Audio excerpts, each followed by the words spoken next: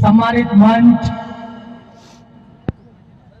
बंधुओं, युवाओं, मातृशक्ति, प्यारे बच्चों, ऑनरेबल मीडिया के बंधुओं, मेरे वतन के भाइयों तथा बहनों, सबसे पहले मैं इस कार्यक्रम के अवसर पर सिरोही जिले में पहली बार अनोखा और अभिनव प्रयोग करने के लिए आयोजन समिति को बहुत बहुत बधाई, धन्यवाद और साधुवाद ज्ञापित करता हूं।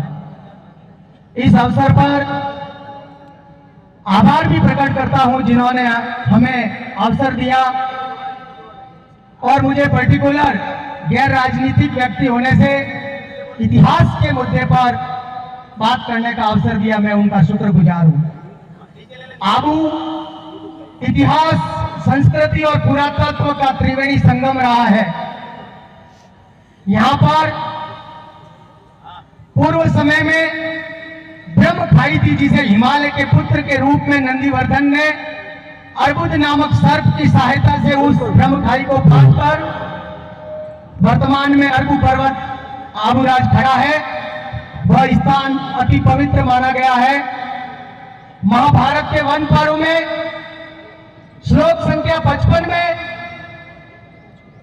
ऋषि वेदव्यास कहते हैं कि ये युधिष्ठिर वन गमन के दौरान उस अर्बुद पर्वत पर अवश्य जाना, जहां पर एक रात्रि विश्राम करने से 1000 गायों को दान देने के समान पुण्य की प्राप्ति होती है।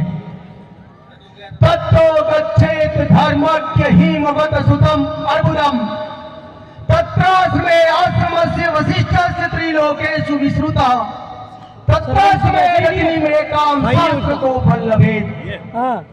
उस आबू की महिमा वेदों में, पुराणों में अपरंपार है। सिटी में यहाँ पर भगवान राम के गुरु वशिष्ठ का आश्रम है।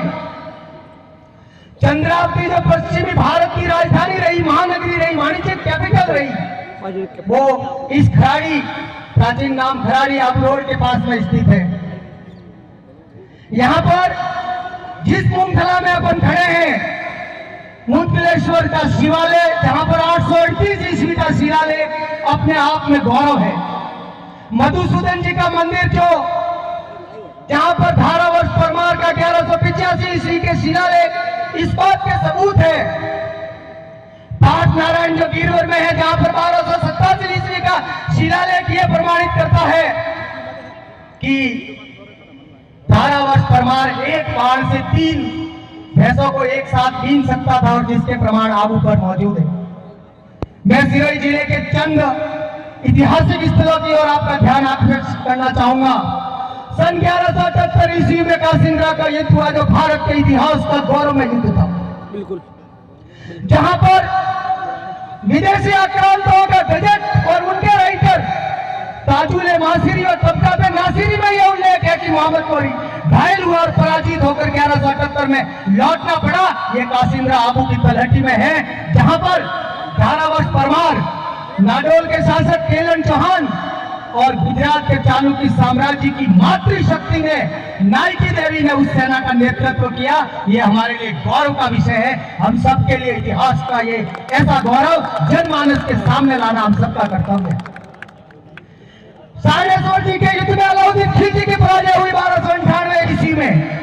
17 अक्टूबर 1583 ईस्वी को जटाई के मैदान में मुगल सेना की शिकस्त हुई और ये कहना पड़ा, अवरंद्र शाह आगे होय भ्रत जोड़े हाथ, नाथ उदय पर नमियो नमियो अर्बुद नाथ। और जब आबू पर ब्रिटिश अंग्रेजों की सत्ता, अंग्रेजों की हलचल हो रही थी, तो उस समय भी हमारे धरती पुत्रों ने अंग्रेजी सत्ता का भी विरोध किया था। वो भी उनके लोकगीतों में उल्लेखित है। आबू धारा पारा में अंग्रेज उतरी और लीली टोपी हो। ये लोकगीत इस बात का सबूत है कि हमारे धरती पुत्रों को अंग्रेजों की हलचल और ब्रिटिश सत्ता के प्रति आकर्षण नहीं है, उनका विरोध है। 6 मई 1922 ईस्वी को लीलूड़ी बल्ली भूला वालोरिया में सैकड़ों आदिवासियों का बलिदान, लहूलुहान शहादत इस बात का प्रतीक है कि जब भी, चाहे वो पौराणिक काल रहा है, मध्यकाल रहा है, आधुनिक काल रहा है, यहाँ के धरती पुत्रों ने देश, धर्म और राष्ट्र धर्म निभाते हुए स्वतंत्रता और मातृभूमि के लिए बलिदान दिया है। यहीं पास में वशिष्ठपुर, जिसे बसंतगढ़ कह के वो प्राचीन गुरुकुल के रूप में संकेत हैं। हमारा मार्कंड पुराण, जो मार्कंड ऋषि का आश्रम, जहां पर अजर अमर का वरदान मिला और वो तत्समय बड़ा अनुसंधान केंद्र था। किन्नर वाटर